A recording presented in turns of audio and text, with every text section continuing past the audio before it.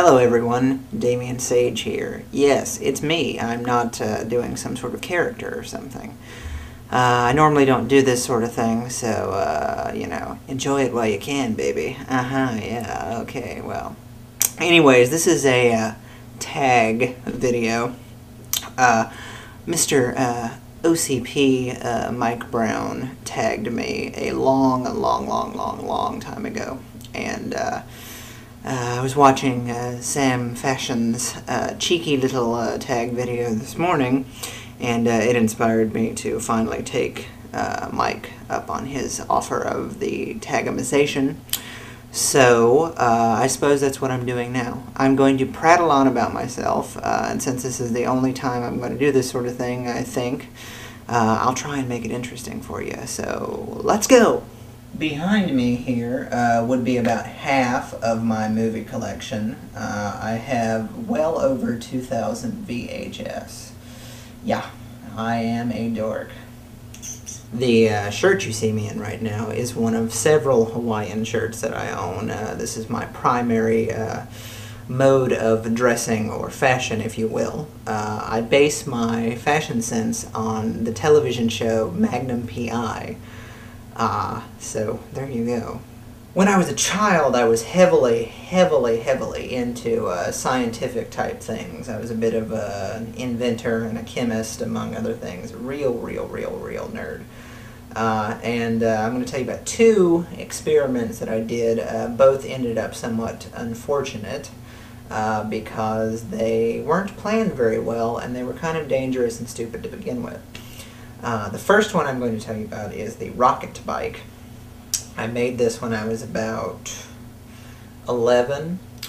What I did was I took my bike, a normal 10-speed Huffy that most people have when they're younger, and I fitted it with several DC-5 model rocket engines. They don't make them anymore. They were about that big around and about that long. I assume they stopped making them because people did stupid things with them like I did. Anyways, I put 4 of the DC-5s on the back of the bike, 2 on the front, and I rigged up a complex control mechanism that was mounted on the handlebars, which would cause all 6 of the rockets to go off at one time. And I also weaponized the bike by making missiles that I could launch off the front. And anyways, I got myself on a dirt road near the trailer I lived in the mountains at the time, and I fired the missiles. One of them broke a neighbor's window, and the other one impaled a friend of mine who was in my backyard at the time. He wasn't too happy about that, let's just say. And then when I turned on the booster rockets to make me speed off down the road, they all went flying off because I had secured them with duct tape. Now, I'm sure I could redo the rocket bike again and it would work, but you know, it's such a great story. Why ruin it by turning a failure into a success? Anyways, second invention is the time machine. Basically, I took another bike, went through a lot of them as a child. I took another bike and mounted a car battery on the back and created a complex system of wiring to go all over the chassis of the bike. And I made a time control mechanism using various parts, video game controllers, chronometers, etc. And I wanted to go back in time to, I don't remember the exact date, something May 1980. I wanted to go back in time to see the premiere of The Empire Strikes Back in the theater, once again proving how much of a dork I am. So anyways, I decided the best way to do this was to shove a lightning rod into that car battery that was attached to the rest of the bike, and ride that lightning rod back to the future style into a power line. So I went to the top of my driveway, and I went pedaling down as fast as I could, and the lightning rod hit the power line, and there was a large explosion. I was sent about 30 yards forward into the air. I sailed over my stepfather at the time's car and landed on the back. And when I got back to the bike, the entire back half of the bike was gone. And by gone, I mean disappeared. There weren't little chunks and pieces of it anywhere. It was like the bike had been cut in half. I assume it either disintegrated or went back in time to 1980. So, you know, if anyone out there has a half of a bike that you found in 1980, let me know, because it's mine. I used to be very fat. I weighed about 240 pounds at one point. Basically because I was a depressed, self-loathing, mopey person who didn't get out of the house. But, you know, I changed my attitude and I got fit. Doop-doop-doop.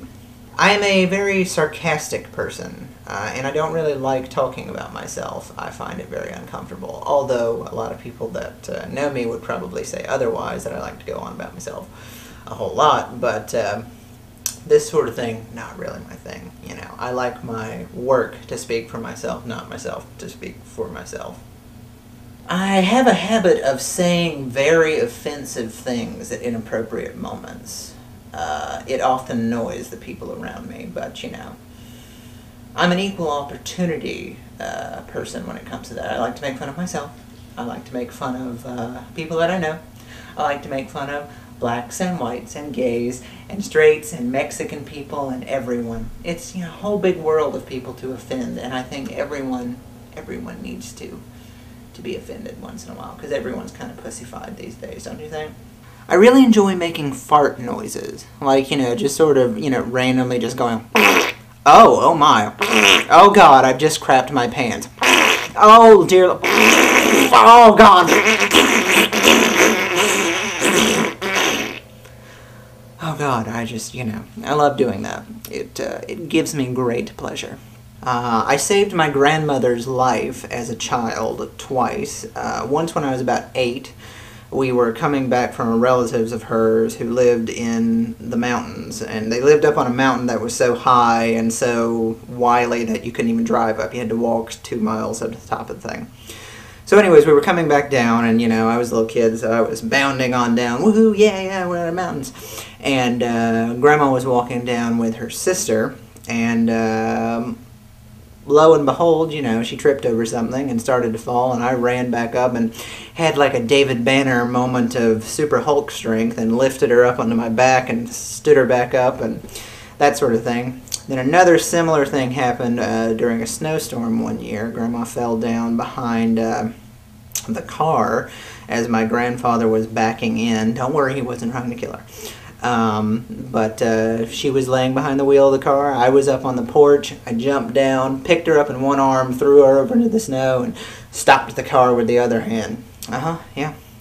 It's one of those freakish adrenaline things, you know? I don't know. It's weird. There are 2 things that I love in this world, almost as much as I love movies. Almost. Not quite as much, but they're like that, just teensy bit. One is porn.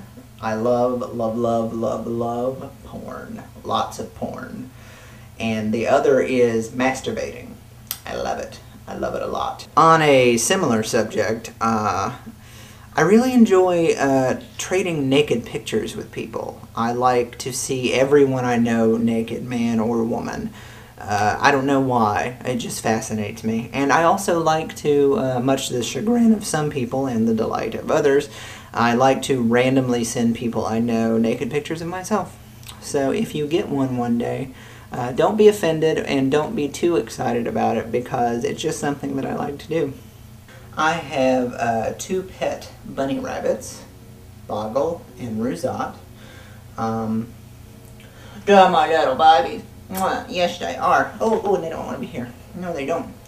Mwah. And they are gay. They're gay bunnies. In fact, if I let them alone here long enough, they would start, you know what I mean. My happy movie is Xanadu, the 1980 glow-in-the-dark Olivia Newton-John roller disco movie.